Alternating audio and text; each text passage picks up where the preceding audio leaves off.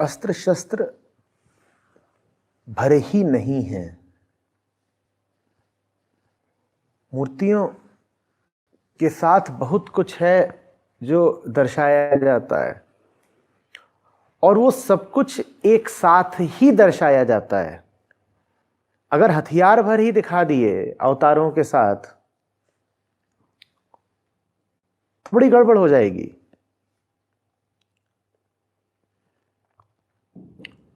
शिव के साथ त्रिशूल तो है, डमरू भी तो है, और ये सब एक साथ ही हैं, और एक साथ हो तभी कल्याणप्रद है। ऐसा है जिसके पास सिर्फ बंदूक है तो वो तो विनाश का कारण है। जिन तुम प्रतिमाओं की बात कर रहे हो, अगर कहते हो कि उनके एक हाथ में अस्त्र होता है, तो देखा है दूसरा वरद हस्त होता है। एक हाथ में उनके कुछ भी हो सकता है, गदा, तलवार, धनुष, और दूसरा हाथ वरदान की मुद्रा में उठा रहता है। जब एक हाथ तुम्हारा वरदान की मुद्रा में उठा हो, सिर्फ तब तुम्हें हक मिलता है दूसरे हाथ में शस्त्र को धारण करने का। वो भी आवश्यक नहीं है कि शस्त्र धारण करो ही, इस समय की मांग होती है, कभी करते हो कभी नहीं करते हो। लेकिन एक बात पक्की है, सिर्फ शस्त्र तो धारण नहीं किया जा सकता। अनेक विधियां लगती हैं धरती पर धर्म को उतारने में, धर्म की रक्षा करने में। भय उनमें से मात्र एक विधि है, अकेली विधि नहीं हो सकती वो, और न ही भय सर्वोत्तम विधि है। दूसरी विधियां पहले आजमाई जाती हैं, और बहुत हैं अन्य विधियां। जब वो सबकी सब विफल हो जाएं, मात्र तब भय का उपयोग किया जा सकता है।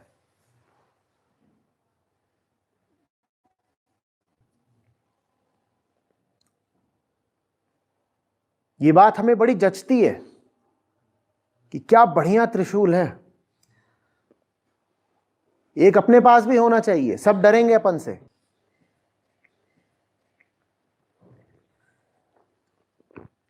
वो त्रिशूल तो लिए हुए हैं, पर फिर उनकी जटाओं से गंगा भी तो, उसकी भी तो बात कर लो भाई।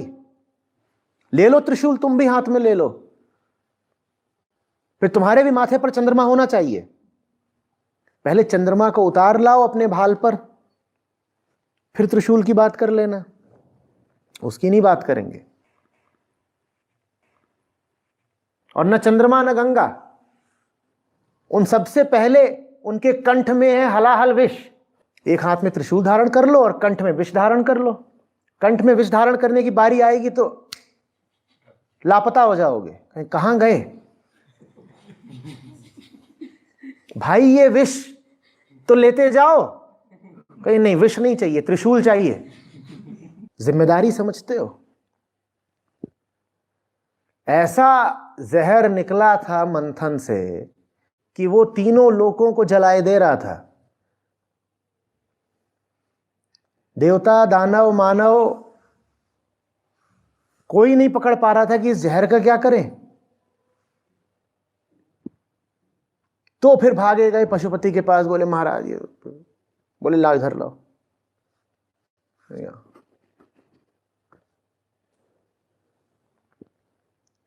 इतनी काबिलियत तो रखो, इतनी करुणा तो रखो, उसके बाद न त्रिशूल की बात होगी। एक छोटा सा कट्टा भी कब मिलेगा? जब पहले सरकार तुम्हारी काबिलियत जांच लेगी, तब एक हथेली बराबर मिलता है रिवॉल्वर, और तुमको चाहिए प्रलय का त्रिशूल। उसके लिए तो महापात्र होना होगा ना।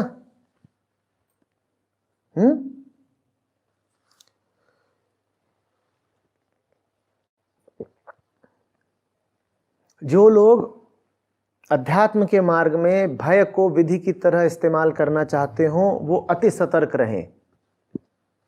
भय आखिरी विधि होनी चाहिए, भय आखिरी विधि होनी चाहिए। ईमानदारी से देख लेना कि बाकी सारे तरीके विफल हो गए, सिर्फ तब भय का उपयोग करना। और भय का उपयोग तब करना जब तुम स्वयं भय मुक्त हो, क्योंकि जो डरा हुआ है वो भय का उपयोग मजे के लिए करेगा, बदले के लिए करेगा, दूसरे के कल्याण के लिए नहीं करेगा।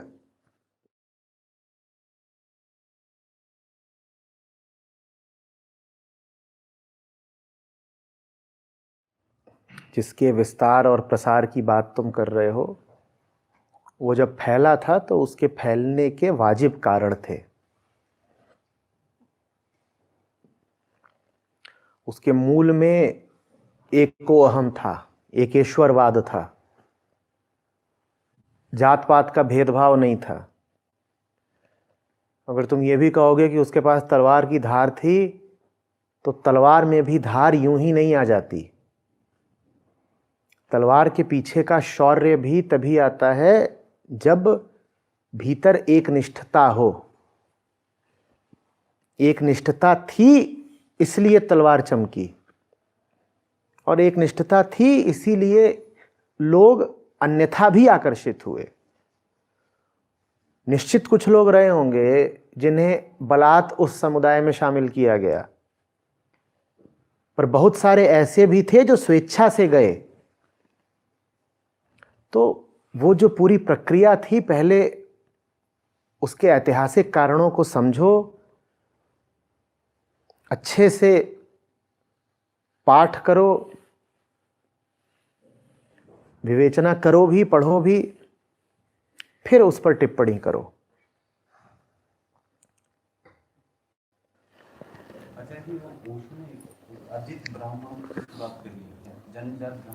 हाँ, अर्जित ब्राह्मणत्व क्या, वही असली ब्राह्मणत्व है। ये अभी जो हो रहा है, ये ब्रह्म के प्रति प्रेम रखना, ब्रह्म में लीन हो जाने को तत्पर होना, यही ब्राह्मणत्व है। जन्म का ब्राह्मण कोई ब्राह्मण होता है? जन्म से कोई नहीं ब्राह्मण होता। वो ब्राह्मण जो ब्रह्म विचारे, जिसके विचारों में, जिसके अंतर जगत में ब्रह्म ही ब्रह्म घूमे, वो ब्राह्मण है। उसका जात पात से, रक्त से, माता पिता से, वर्ण कुल से कोई लेना देना नहीं है। तो इसीलिए असली ब्राह्मण बहुत कम है। किसी का उपनाम देख करके उसको ब्राह्मण नहीं समझा जा सकता।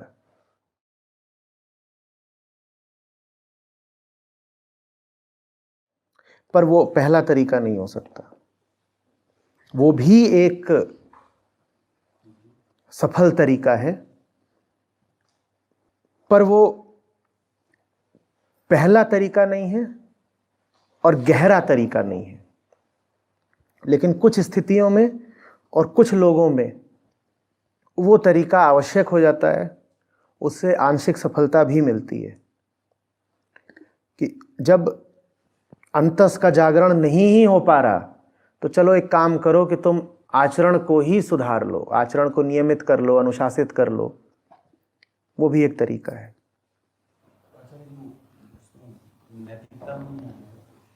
आएगा, पर विकल्प नहीं रहता। कई बार बहुत लोग होते हैं जिनका हृदय केंद्र इतनी दूर छूट गया होता है पीछे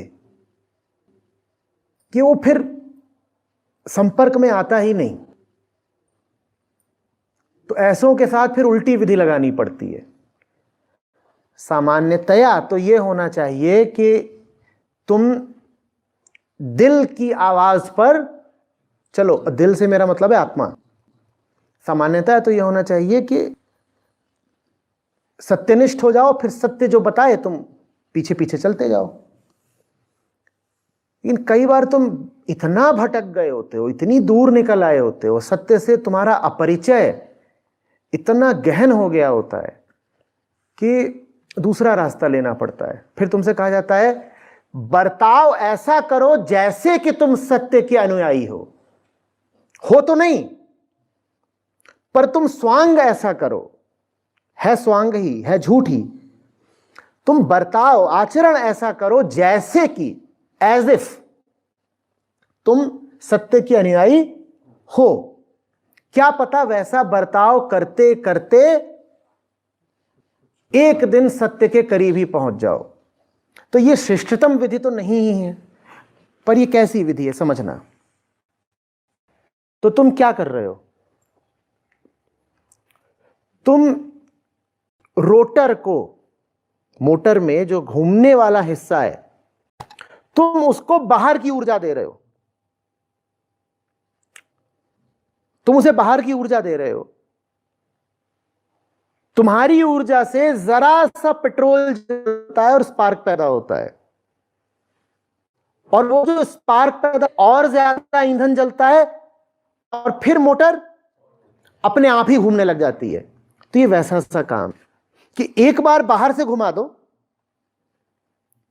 एक बार यूं घुमा दो जैसे कि उसे घूमना ही है, और ये तुम बाहर से घुमा रहे हो ये घूमना असली नहीं है, ये नकली है, तुमने बाहरी किक मारी है। बात आचरणगत है, अंतस से उसके ऊर्जा नहीं उठी है, ये ऊर्जा तुमने बाहर से उस पर आरोपित करी है। तो एक बार तुमने बाहर से किक मार के घुमा दिया, लेकिन अगर किक सही पड़ी है, तुम्हारे प्रहार में दम था, तो क्या होगा, वो फिर घूमने ही लग जाएगी। उससे बंद नहीं हुआ, होता तो है ही। बुलेट में जिन लोगों को किक नहीं मारनी आती थी उनको लगता था बैक, और फिर उछलते थे वो। धार्मिकता से नैतिकता हाँ, कायदे से, धार्मिकता से ही नैतिकता आनी चाहिए। लेकिन हम में से कुछ लोग इतने महारथी होते हैं कि इंतजार करोगे अगर कि इनका हृदय जगे और फिर उसके अनुसार, तदनुसार वो आचरण करें, तो इंतजार बड़ा लंबा पड़ जाएगा। ये भी हो सकता है कि तुम्हारी बाइक लूना बन जाए। लूना जानते हो, पुराने लोग जानते होंगे। वो कई बार स्टार्ट ही नहीं होती थी, उस पर कोई किक वगैरह चलती ही नहीं थी। फिर तुम पता है क्या करते थे, फिर तुम उसको पैडल मार के चलाते थे। उसका अंतस जगता ही नहीं था, उसके भीतर से ऊर्जा ही नहीं उठती थी। फिर तुम लगातार बाहरी ऊर्जा से ही उसको चलाते थे मंजिल तक। साइकिल वाले हंसते थे, कहते थे पैडल ही मारना था तो हल्की साइकिल ले, इतनी भारी लूना काहे को हाँ, लूना ऐसी। तो ये जो लोग नैतिकतावादी होते हैं, इनके साथ ही बड़ा खतरा होता है कि ये फिर लूना सवार बन जाएंगे।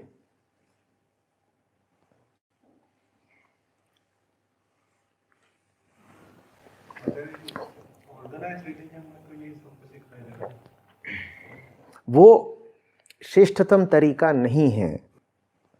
लेकिन जब आप अन्य विधियां जानते ही ना हो तो श्रेष्ठतम तो छोड़ो, वो नैतिकता वाला तरीका ही आपके लिए एकमात्र तरीका बन जाता है। फिर आप कहते हो यही तो तरीका है, और ये आप जिस तरीके पे चल रहे हो ये सीमित है और उत्कृष्टतम नहीं है। कुछ लोगों पे काम कर भी जाएगा, 100 में से 1-2 को इससे लाभ हो भी जाएगा, पर 100 में से 1-2 को ही होगा, बाकियों को थोड़ा बहुत हो जाएगा। जैसा हमारा शिक्षा प्रणाली है इसमें तो बचपन से हमको नैतिकता ही सिखाई।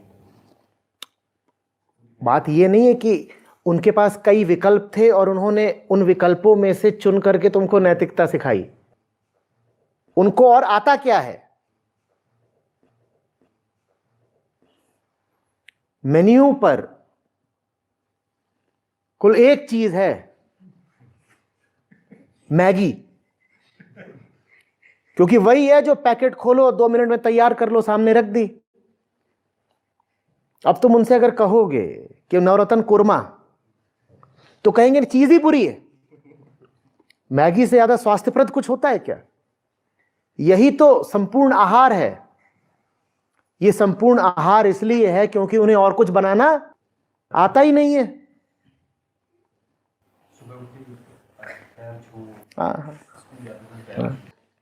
देखो, मैं उस सब की भर्त्सना नहीं कर रहा हूं, मैं बस ये कह रहा हूं कि वो उच्चतम मार्ग नहीं है और श्रेष्ठतम नहीं है, पूरी सफलता नहीं मिलेगी, लेकिन उसकी भी आवश्यकता होती है। जहां उसकी आवश्यकता हो, जिस हद तक उसकी आवश्यकता हो, उसका उपयोग होना चाहिए, उससे ज्यादा नहीं। ये भी कारण हो सकता है कि उस उम्र में हमको धार्मिकता समझ नहीं। ये भी बात है, बिल्कुल। अगर विषय ही ऐसा हो, जो सामने पात्र है, शिष्य है, वो ही ऐसा हो कि अभी वो हृदय के केंद्र तक पहुंचने की परिपक्वता ही नहीं रखता, उसकी उम्र कम है या कोई भी और वजह, तो भी ये रास्ता लाभप्रद होता है। तो कुछ स्थितियां हैं जिनमें ये रास्ता लाभप्रद होता है। शारीरिक उम्र से नहीं, शारीरिक उम्र से भी लेना देना है, उससे भी लेना देना। ऐसा थोड़ी है कि शारीरिक उम्र से कुछ होता ही नहीं। तुम 6 महीने के बच्चे को, कई लोग 12-15 नहीं, शारीरिक उम्र से भी लेना देना होता है। तुम अगर ग्रंथों से पूछोगे तो खुद ही कहते हैं कि 11 की उम्र से पहले तो कोशिश भी मत करना। 11 की तो उन्होंने ही न्यूनतम उम्र बताई है, और 11 भी उन्होंने बहुत कम बोल दिया। अधिकांश लोग 15-17 से पहले इस काबिल नहीं होते कि उनसे तुम आगे की कोई भी बात कर पाओ।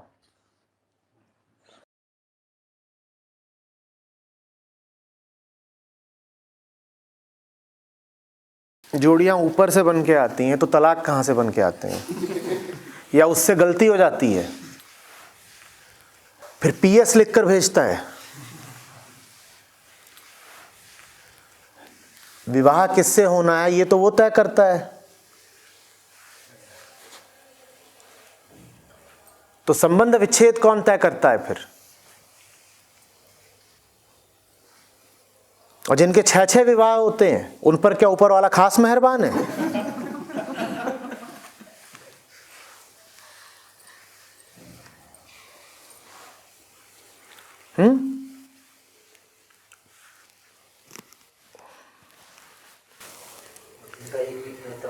नाराज, उनसे खास नाराजगी होगी।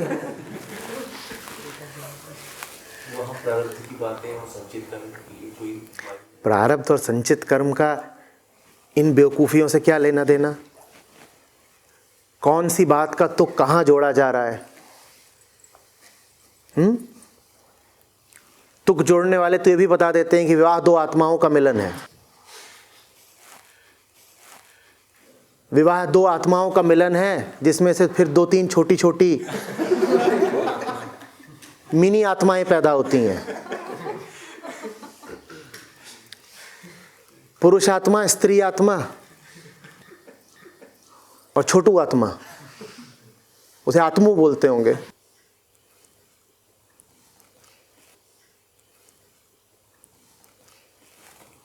आत्यंतिक सत्य को सांसारिक बेवकूफियों से जोड़कर क्यों बताते हो? इसलिए बताते हो ताकि सांसारिक बेवकूफियों को आध्यात्मिक वैधता दे सको,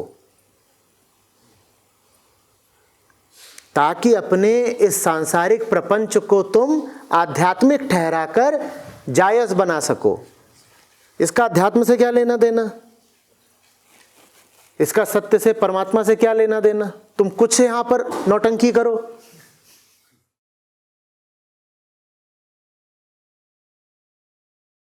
क्योंकि आदमी में जितनी बेचैनी है उतनी जानवर में नहीं है।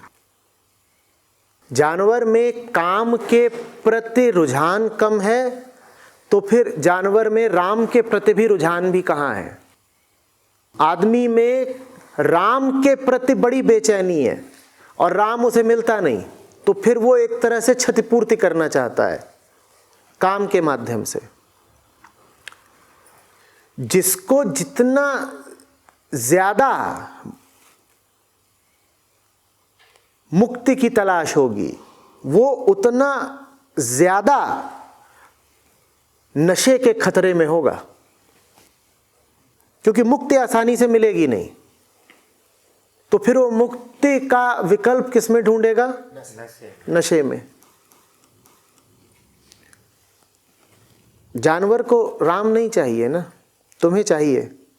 जब मिलता नहीं तो फिर तुम भांति भांति के द्रव्यों में, पदार्थों में तलाशते हो। ऐसा नहीं कि किसी के जिस्म में ही तलाशते हो,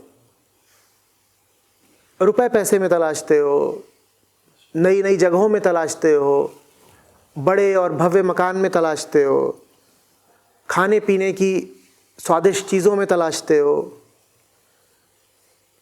पदार्थ में वो ढूंढते हो जो पदार्थ में है नहीं।